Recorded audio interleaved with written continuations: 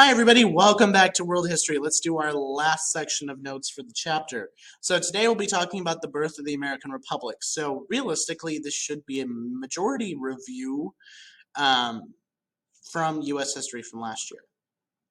So once again, I will just let these terms and people sit up here for a moment. Again, you probably are familiar with all these people already, but yeah.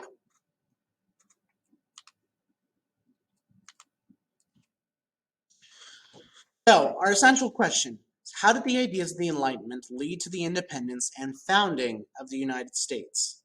Well, the ideas of the Enlightenment had reached the American colonies, and leaders of the Revolution were profoundly influenced by these ideas and used them to create the structure of government that we still have here today in the United States.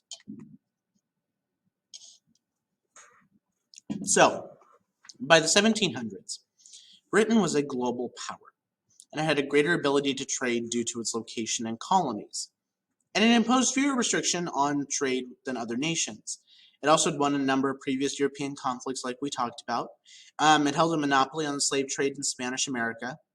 And England would take control of Ireland in the 1600s, and it would join with Scotland and Wales in 1707 to become the United Kingdom of Great Britain, or as it's known today, the UK, or the United Kingdom. So, in 1760, George III will take the throne and begin a 60-year reign. Although he was trained in the ideas of the Enlightenment, his goal was to reassert royal power. He wanted to end Whig domination in Parliament. Remember, we talked about them last chapter. Choose his own ministers, dissolve the cabinet system, and make Parliament follow his will. And he's going to do most of that. Now, again, you're probably already familiar with all these. A string of prosperous British colonies is going to stretch across the eastern coast of North America. These colonial cities are going to link North America to the West Indies, Africa, and Europe. They were also home to diverse religious and ethnic groups. Social distinctions were more blurred than they were in Europe, and political discussion was a lot freer because they were so far away. Now, wars in Europe and the Americas had drained the British treasury. King George III expected the colonists to help pay for these wars in taxes. In 1764, the Sugar Act is going to be created to create import taxes on sugar. And in 1765, they'll sign the Stamp Act, which imposed taxes on newspapers and pamphlets, meaning you had to have a stamp on everything.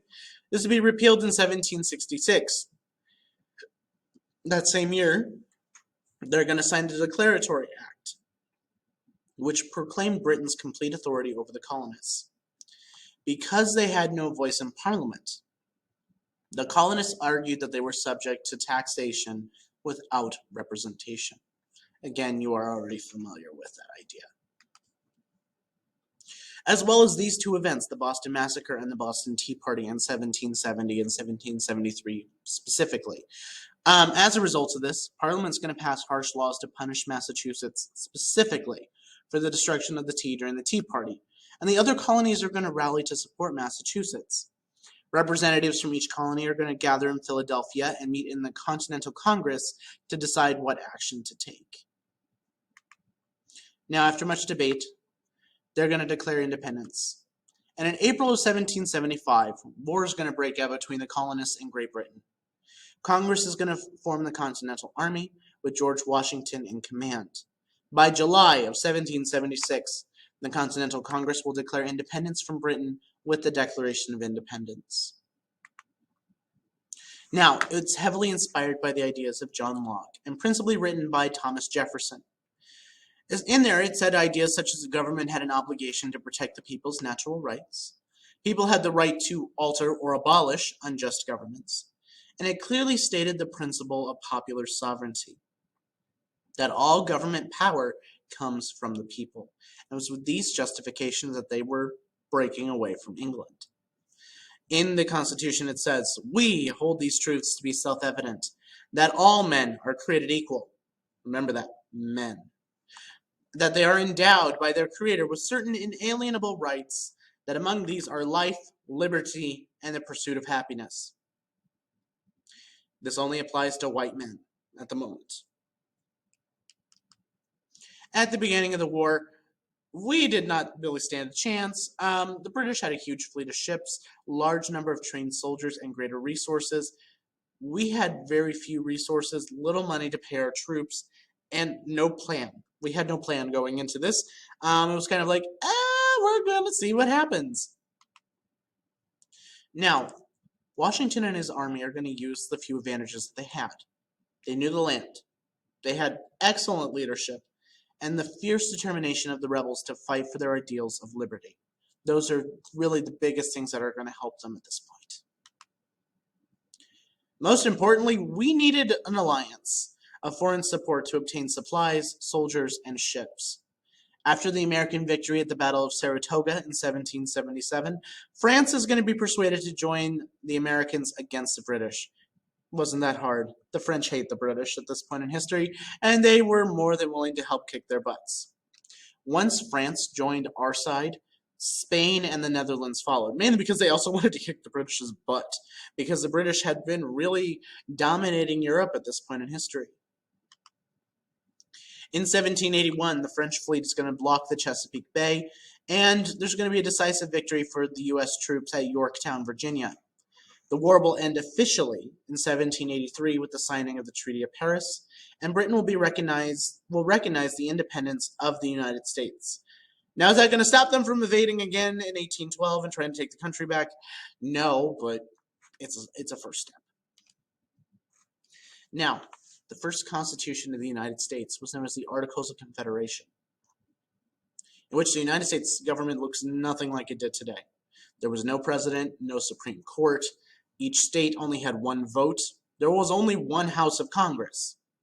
This ultimately proved too weak to rule the diverse states effectively.